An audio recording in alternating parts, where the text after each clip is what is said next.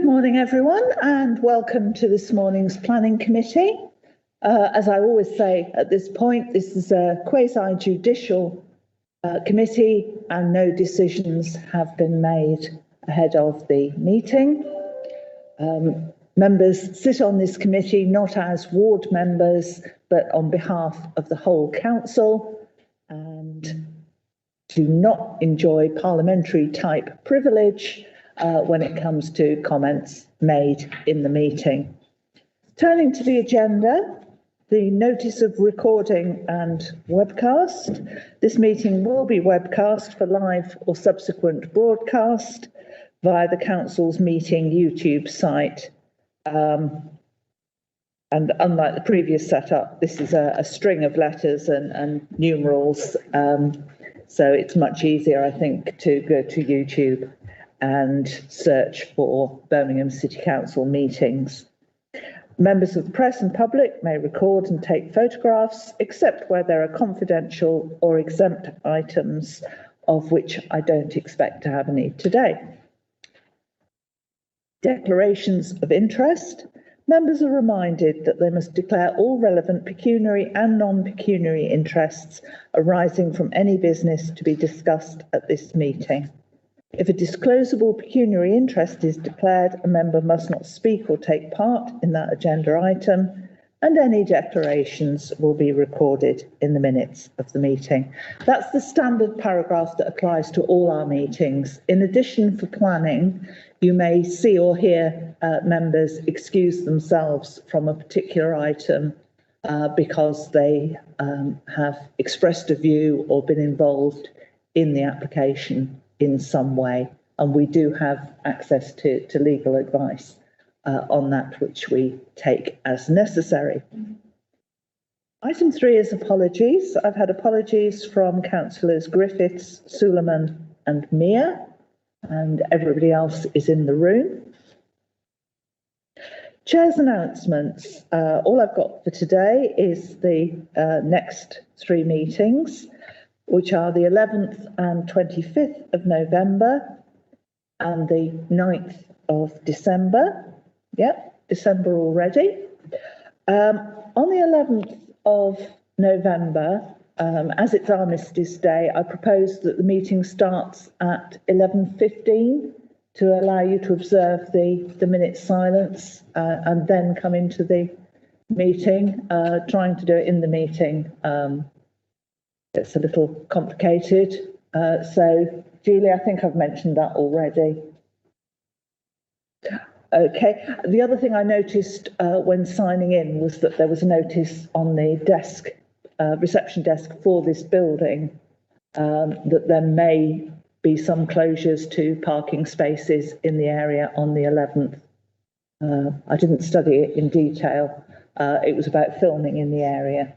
So if you're planning to come in by car on the 11th, you may want to check that out. Minutes. Can we agree the minutes of the meeting held on the 14th of October? Thank you very much. So we're on to applications already. We take these in geographical order. And today we're starting with the East area, which is why I've got Tony next to me. And we'll start with item 6, which is the Equipoint site at 1508 Coventry Road, which is in South Yardley. Do we have updates, Tony? We have one update, thank you, Chair. We have a correction to paragraphs 1.5 and also to paragraph 6.9. The number of units in total is 353 and not 352. This comprises 220 which were approved as a prior approval in 2018, 28 which were approved as a planning application in 2019, and this current planning application for 105 units. Thank you, Chair. Thank you. Does anyone wish to come in on this one? Comments, questions? Councillor Moore.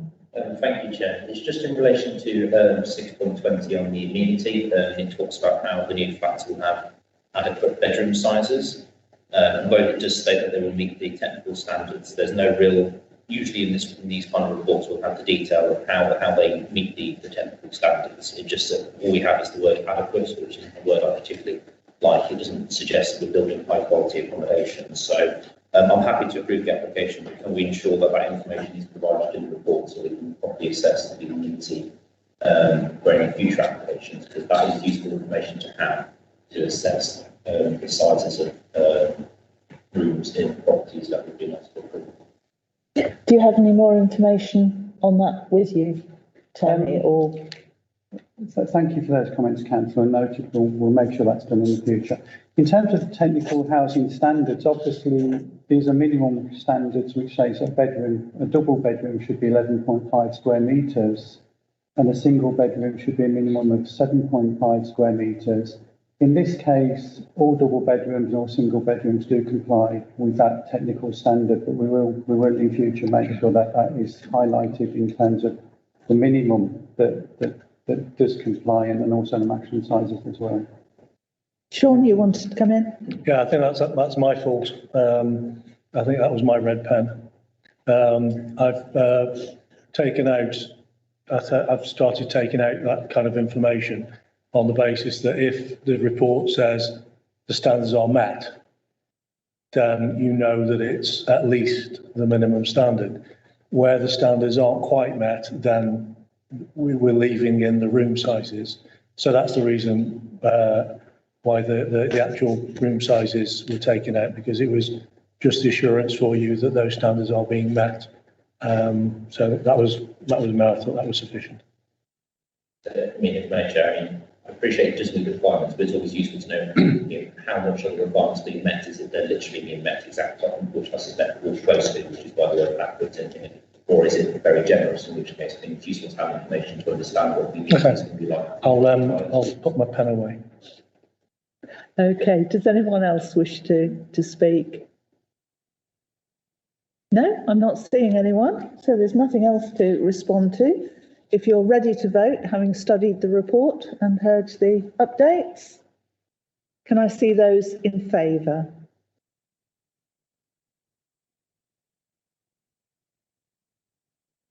Can you keep your hands up for a minute? Oh, I'm the 12th one. Yes, that's 11 in favour. So that's carried unanimously. That is approved. On then to the former Atlas Works on Redfern Road. We're still in the east area. So Tony, we've got updates on this one. Yes, thank you, Chair. We have an update from Regulatory Services regarding noise. They have requested 3 additional conditions in respect of noise details. So details of plant enclosure of the outdoor heat pump units and final details of the substation.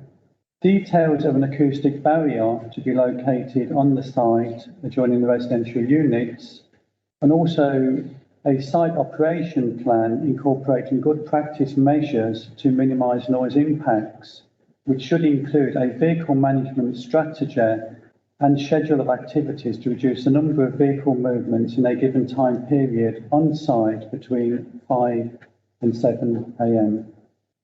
These 2 additional conditions are considered appropriate and necessary. Thank you, Chair. And just to remind members and anybody watching that where conditions are put forward by officers at this point, we treat them as part of the report unless anybody wishes to take exception with them. Does anyone want to ask any questions or comment on this one? I'm not seeing anyone. So having studied the report and heard the updates, are you ready to vote? Can I see those in favour? That's 11 in favour, which again means it's approved unanimously. Thank you. Thanks, Tony. We're moving now to the south area.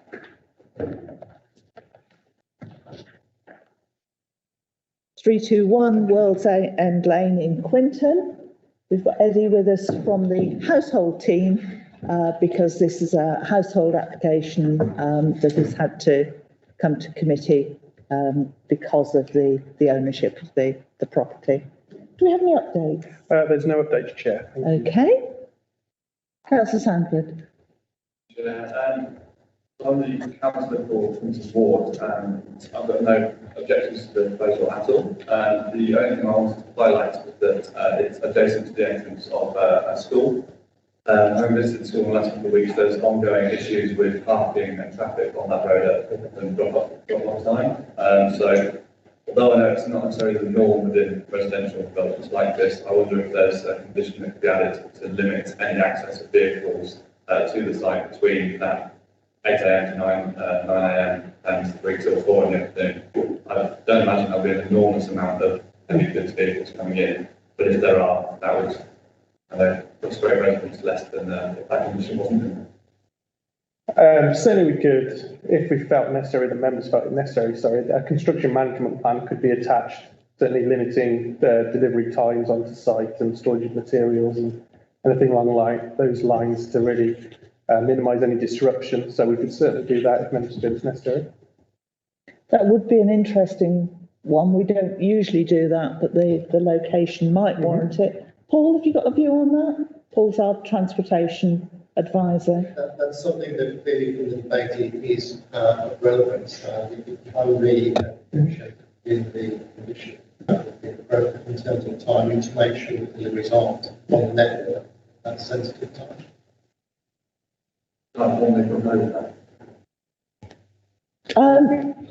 Might make enforcement difficult. That's the only thing.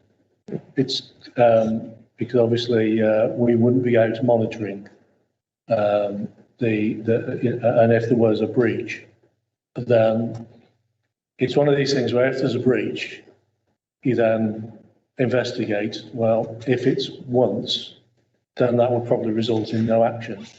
And this is a fairly small development to warrant what is quite an onerous condition. That's the only, it's technically possible, but I think it's a little bit OTT for what's quite a small scheme. Councillor Johnson White? Could you ask for an undertaking rather than for the aspirin? Through you, Chair, we could attach it as an informative, which would be highlighting the issue without requiring it to be enforced. But just to be clear, that we wouldn't then have any powers to enforce. Although I think in reality, enforcement of something like this would be quite difficult because it's likely not to happen very often. Councillor Moore.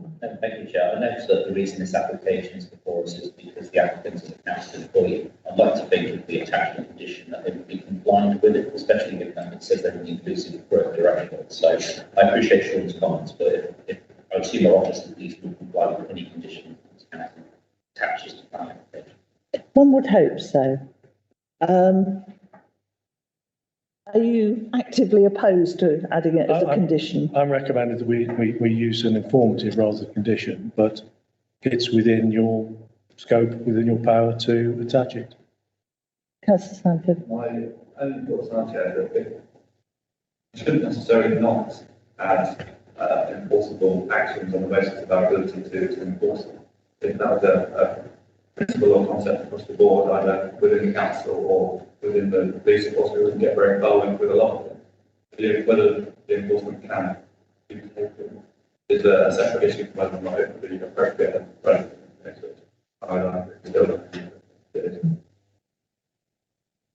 Okay, we've got two different options. One is a condition and one is an informative. Anyone else got a take on that? Don't really want to put it to the vote, but I will do if I have to. James, have you got a view on this as to planning enforcement as opposed to highways enforcement? Chair, no different to what Sean's already said. From an enforcement point of view, we can put a condition on it, we get it complained, we'll investigate it, especially if it's a material colleague, we knock on the door, we'll advise, they've got a condition that says they want to clear away they should be delivering, and you would think that's the end of it. There's nothing to say we can't enforce it, and we can't register an enforcement case if we receive a complaint on such a small residential development.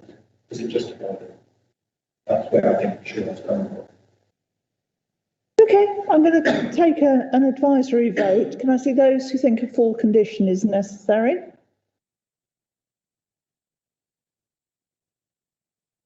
That's 4. And those who think an informative should do it.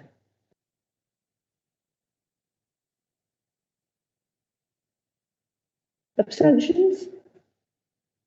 Okay, I've got 4 in favour of condition, 6 in favour of an informative. So we'll go with the informative. But I'm sure the owner of the property is watching, and will have taken on board the comments. So we come to the vote on the application. Can I see those in favour of the application? That's 11 in favour, so that's agreed unanimously. So we move on from today's applications to today's policy report. Item 9 then, Sean has summarised the discussion we had last time on GDPR into a briefing note for you. Anything to add, Sean? I don't think so. I've put it in black and white at the chair's request so that you've had a chance to have a look at it. And if you have any questions, then I should get Councillor questions. Moore. Thank you, Chair. It's just in relation to the section on special category data. I noted towards the end of that paragraph it states that ward councillors should get access to the same information as members of the public. Slight concerns because as councillors we're entitled to all information. Council. Now, some of that may be confidential and we can't put it in the public domain. But I'm just slightly concerned that the wording of that kind of suggests that a ward councillor couldn't be notified of any information and they'd be treated as a member of the public when they shouldn't. They're a member of the council who have access, and I appreciate it as a special category data. They have to be careful what they did with that data, but I think they should still have access to it. I would disagree with you, actually, that members are entitled to all data held by the council. Outside our remit, there are categories of information that members are not entitled to. But it depends on, are we taking that from the legal advice or? Yes, that's from the powers. No, that's not my opinion. That's the way things are, unfortunately. That doesn't mean that the applicant or the individual can't share the information themselves with the ward councillor. And it's one of these issues where if somebody chooses to share personal data with a councillor, there's their ward councillor, there's an expectation that that ward councillor may then use that information and discuss it with others. But in terms of our responsibilities as a local planning authority receiving that data, we have to look at if we receive it from an applicant or a third party and it's special category data, then we have to look at the basis on which we've collected it and then whether there's a lawful basis for us sharing it. That lawful basis only extends as far as you as the planning committee, because it is could be relevant to you making the decision, but that detail would not be shared with anyone else, even with a ward councillor.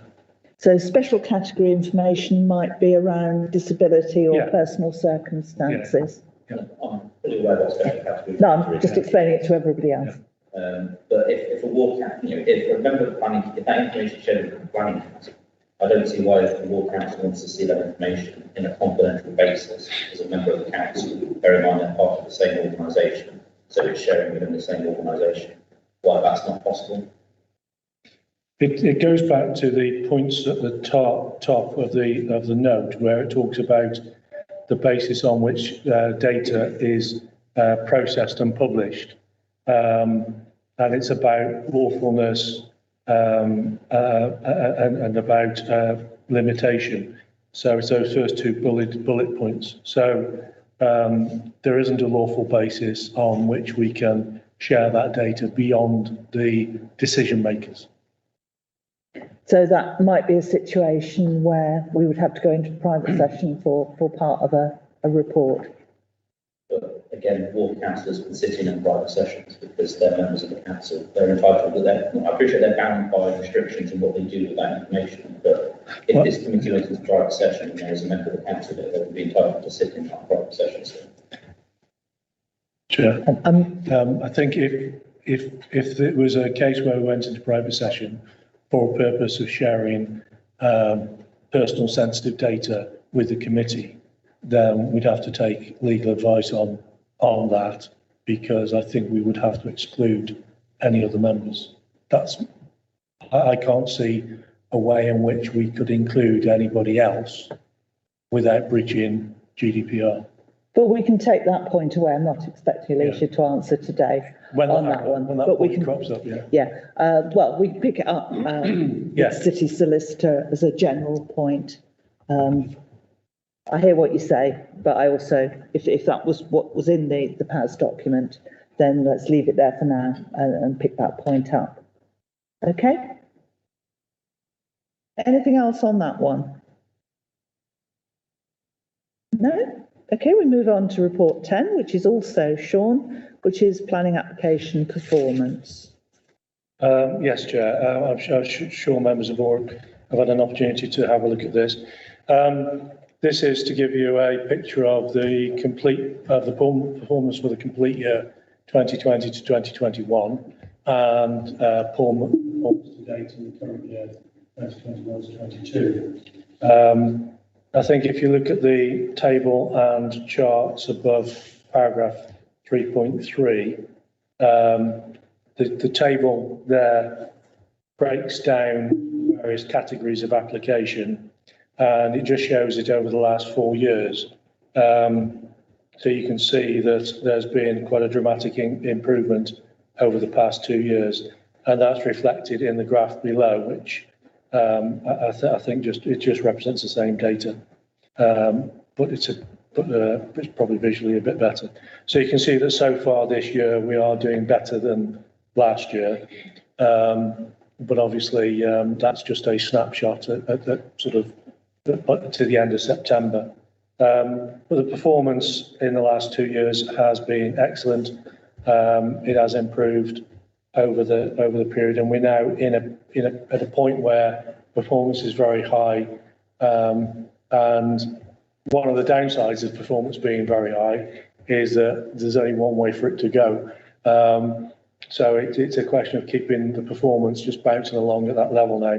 And if you look at the graphs below, you see that information has been broken into majors, minors and others. And it just shows you month on month how the performance is being monitored. And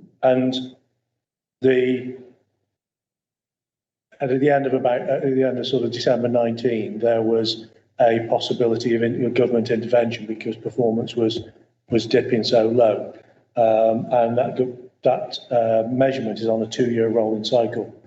And so last year it was very important that we pushed performance high to avoid that 2-year drop.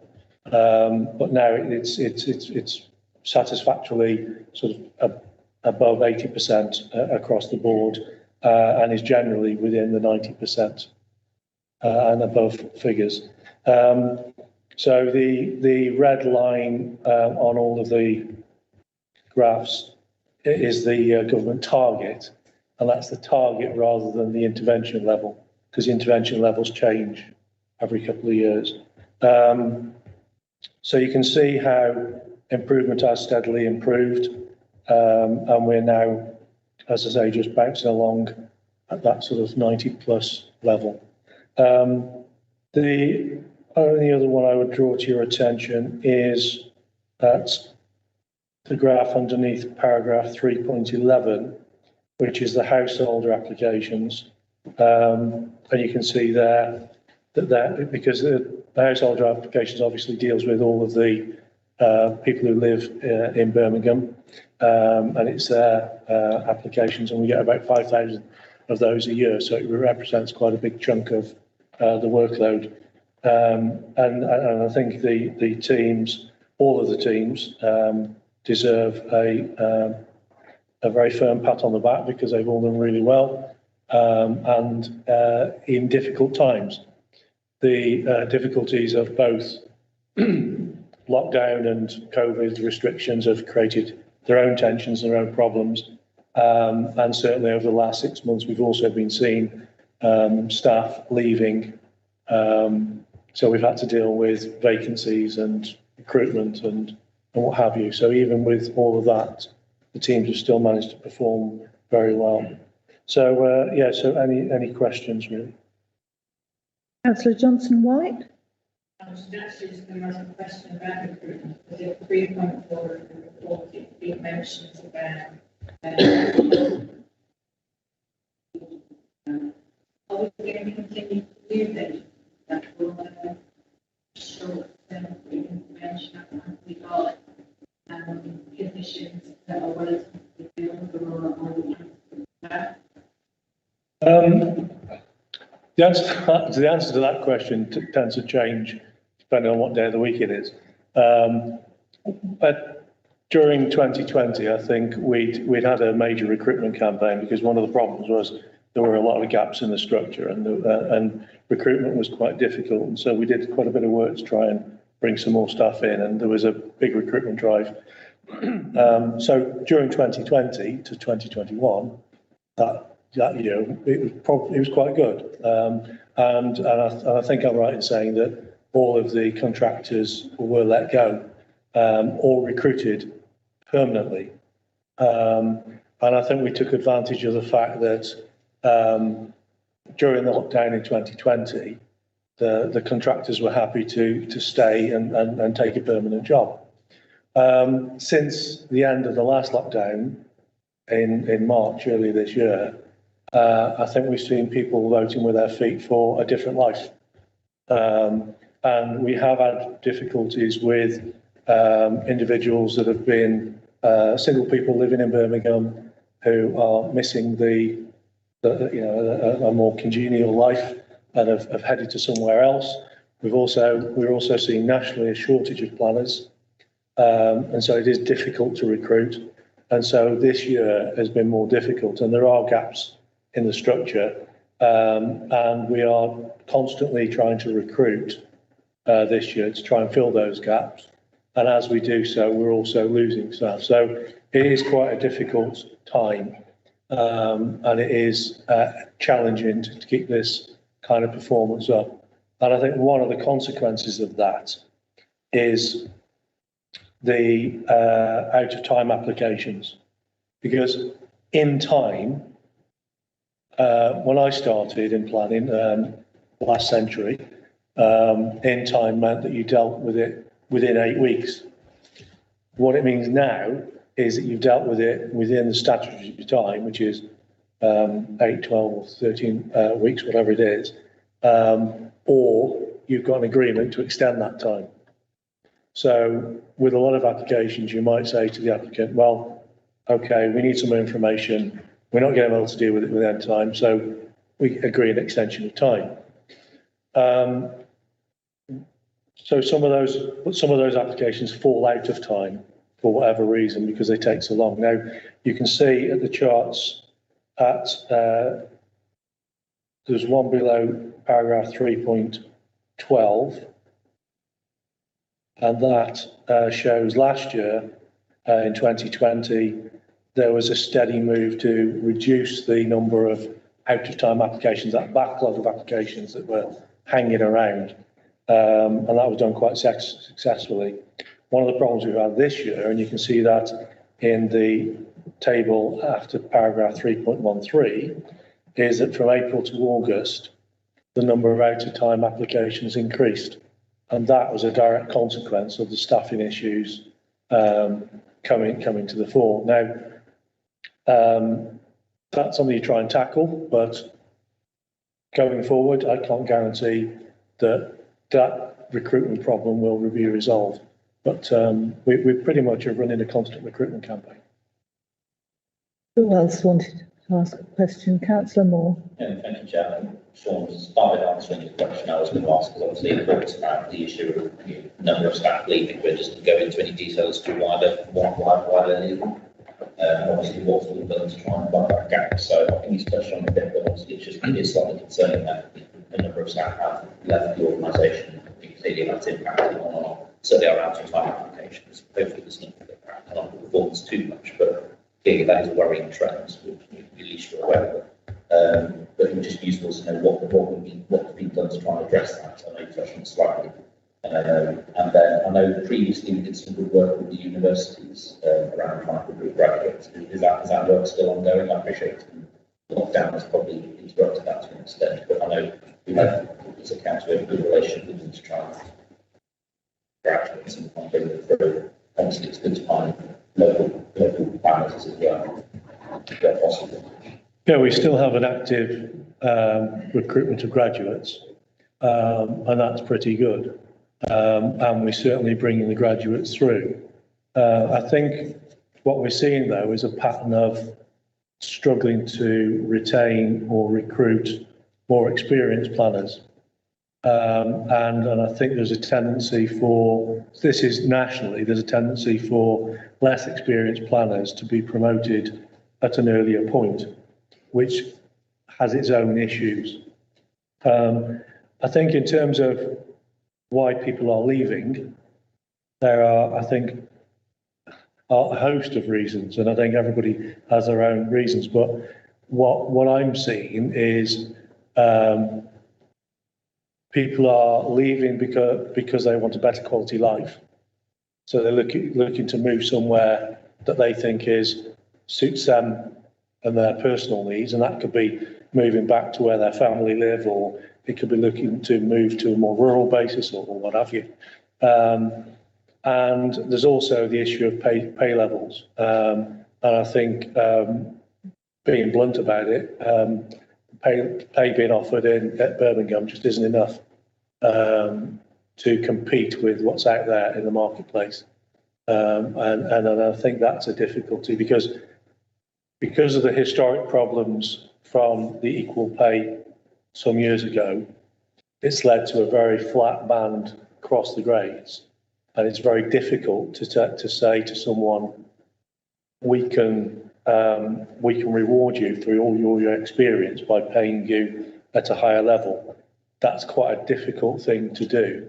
And for example, we've just had a situation where we recruited two very competent, very good professionals, and because of the time it took to try and go through all the business cases to try and resolve that salary issue, they ended up going somewhere else where they were offered a lot more.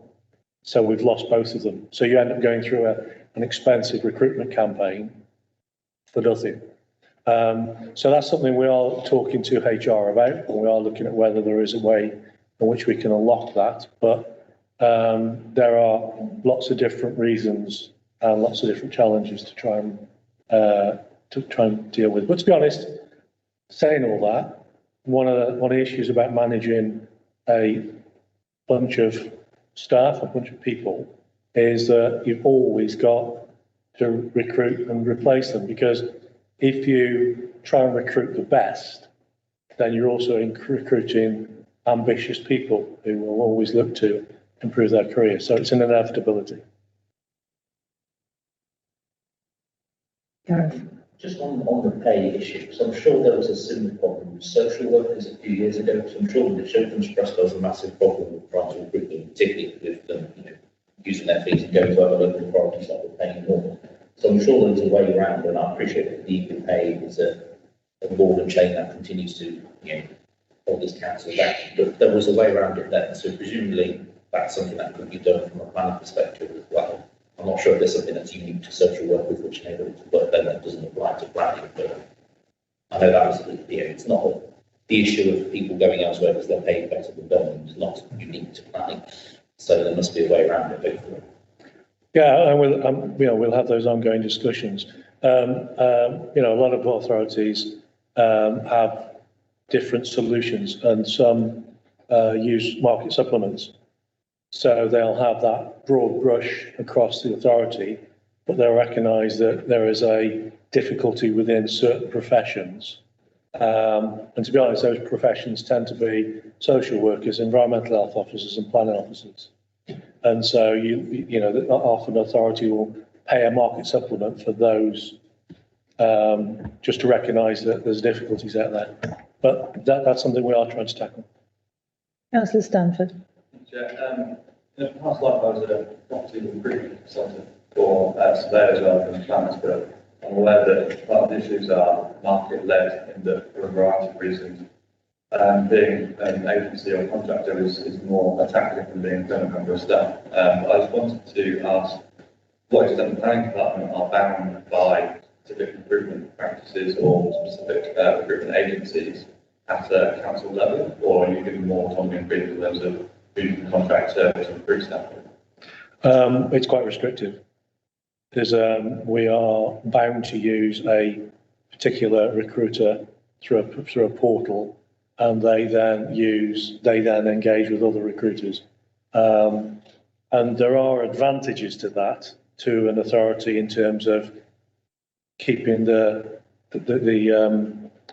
commission down, but the disadvantages, particularly in a market where a professional can command a better salary, then there's the incentive of other recruiters to just go somewhere else because they can get a better result. So that's quite challenging as well. We can pick this up when we have our next meeting. Yeah. We've gone a little bit off the point of the report. Does anybody else have anything on the planning application performance report? No? In that case, item 11 is the enforcement performance report, and we've got Mark ready to answer your questions on this one. Councillor Ward. Thank you, Chair. I'd like to thank the officers for a well-written report here. It is well written, not least because you would think that everything in the garden was totally rosy, whereas in reality, the statistic that's missing is how long it typically takes to get some action when a complaint is registered. So I have two questions, Chair. One is, we've heard about the successes in the Crown Court.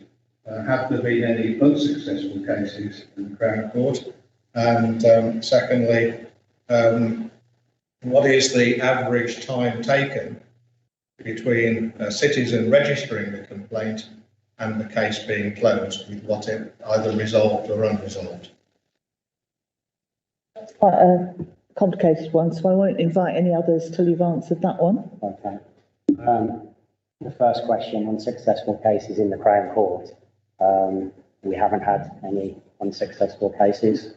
Every case that we take to a prosecution is thoroughly vetted, and we make sure that we have all the evidence necessary to stand a very high chance of being successful. So, yeah. So the answer to that is that there are no unsuccessful cases. The second one, the average time taken to progress an enforcement case. We have timescales in terms of registering cases and then making a site visit, which are in the Birmingham Local Enforcement Plan. But it's very difficult to give an answer to that question because every single alleged breach of planning control that you go to is completely different. So in one case, you may go out and it may be clear to see that an extension is permitted development, and it's very easy to come to conclusion and close that case. So that could take a couple of weeks, whereas you may go to a more complicated case that requires multiple visits. It requires multiple correspondence with the owner. You might be asking them to take remedial action. Enforcement notice may be served. Appeals can take place. So each case varies in time, and it's you couldn't give a specific time as to how long it takes.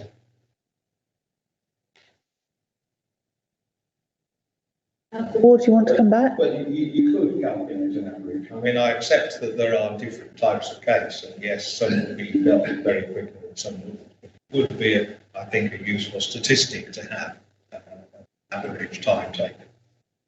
Dawn, you wanted to come in on that point? I've dealt with a lot of enforcement in 30 odd years. And I have to say, I don't think that's at all a useful statistic or a useful measure. I think we could do it. You're right. We could do a calculation, but I don't think it would be of any value. It would be literally just an average of thousands of cases. What we've got in the enforcement plan are the measures of measuring each individual case and how each one is progressing, and they are monitored and they are measured. But it's one of the problems with enforcement. It's not like a plan application where you get a plan application in, you deal with it, and then you issue a decision. It's almost like an iceberg, and the bottom of the iceberg are all the complaints we receive. And firstly, they have to be managed to say, right, well, how many of those are genuine complaints? How many aren't planning related? How many are permitted development? And how many are things that we can't control or controlled by another authority? So you end up with a small number, and then you get those that you can resolve informally, because you've heard about, you look at the court cases, but the court cases are right at the top of the iceberg. Legal action is a tool of last resort, as is an enforcement notice. So an awful lot are resolved informally, where you would agree that someone will do something by a certain date. And if they don't, then you go and take more formal action. So that's the process. And unfortunately, sometimes these things do take a while. When you get to the top of the iceberg, you're sometimes going back out to see sites for years. And I can think of cases that I've dealt with as a planner, where I've been involved in an enforcement case for 5 years or more, where you're constantly dealing with things. So it's that range and complexity, and also that range of solution, that means that looking at that as just a bald average, I don't think is particularly useful. So that's why I'm saying I don't think that, and that's why Mark can't answer your question, because we don't measure it. And I'm certainly aware of cases in my ward that have taken a very long time to be dealt with, because each time it looks as if it's getting close to action, the owners change what it is they're doing. And although it doesn't mean going back to the very start, it means that a different case has to be developed. Councillor Moore. Thank you, Chair. I do welcome the report, because unfortunately I do spend a lot of my time dealing with planning enforcement related cases, which is probably reflecting. I'm pretty sure Lyttleton is the second highest ward with a number of open cases ahead of your own, Chair. So it probably reflects that myself and Robert are very busy dealing with various different planning related issues. So I do welcome the wider breakdown, because sometimes it can be demoralising sending emails through, and it does take some time to deal with them, and sometimes there is no action that can be taken. So it's useful to have this wider perspective on it, particularly the court cases. It's useful to know that there are cases that we do take to court and we are successful on. But I do have a question in terms of the planning enforcement team received only a sixth of the figure that's been awarded. So I'm curious to know what the other 5/6, where that's going and who's spending that. Because certainly I think more money to planning enforcement can only be a good thing, really. I'm disappointed that we only served one section 215 notice, considering the amount of untidy land across Birmingham. I'm surprised there's only been one served in the last 6 months. So is there any particular reason why that number is low, and is there anything we've done to try and improve that? So I'm sure I've sent a couple of cases in as well. I'm not familiar with what the section 330 notice is. It's possible to clarify what that is. We served 13 options. Don't think we cross that before. Again, as that was a complicated set of questions, do you want to take that, and then I'll go around again? Yeah, the first one about the proceeds of crime. Yeah, we do receive just a small percentage. It gets broken down between the courts and going back to central government, and then it eventually comes down to the council, and it's also split between the planning and the team that we use to carry out our financial investigation. There's a team within the council that financial investigation for us, which is a big part of the proceeds of crime process. So they take a percentage as well, and then the remainder falls into planning. But the good thing about the proceeds of crime confiscation orders is that it comes back to planning. It has to stay in planning. So the budget can't see that money come into planning and decide to siphon it off to somewhere else within the council. It has to come to us and be used for enforcement purposes, which is why we've used some of it to recruit an agency staff to help with the caseload. Section 215? Section 215s, yeah. Section 215s, as anything with planning enforcement, it's a subjective matter, and they're based on the amount of harm to the amenity of the area. So this year, 2021, we've served 2 notices, 2 Section 215s, both on listed buildings, where they've come into a state of disrepair. With regards to possibly serving more 215 notices in the past, yes, it's something that hasn't been done quite as frequently as maybe should have. But the local enforcement plan that we've set now, it's one of our challenges in there. We've got about 4 challenges that we're looking at, and Section 215 is one of those challenges. So we do look at those more in depth now, and where we do identify harm, the same with any other breach, if we can identify there is a significant harm to the amenity, then we will follow through.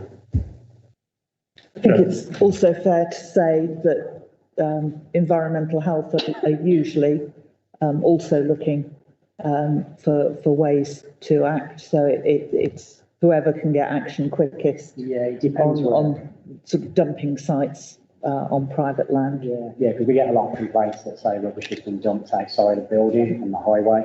So obviously, the highways would be better equipped to do that. And it depends as well where the harm is. Sometimes it's to the rear. People complain about untidy gardens, where bushes have become overgrown. If it's to the rear, we have to take a view on how harmful it is in the public realm. And for example, if a garden is overgrown, it's going to be cut down and it's going to come back up again. Are you forever going to be serving notices? So there is a lot to take into account, but certainly with the local enforcement plan now in place and that being one of the challenges, that's definitely something that we'll be looking at more closely. Sean, you wanted to come in on this one? Funny enough, Mark and I have had a conversation recently about 215s.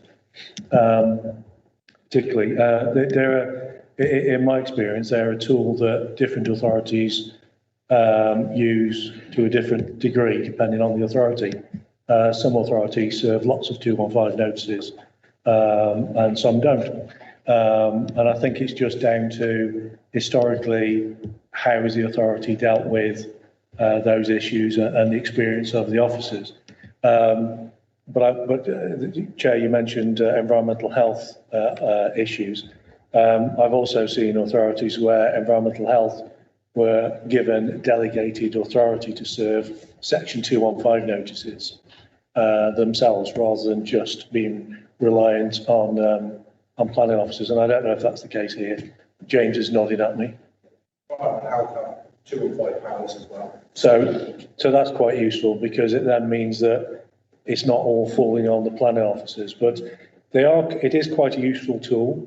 You've heard that it is a challenge going forward, and I think it's something I think you'll probably see more of.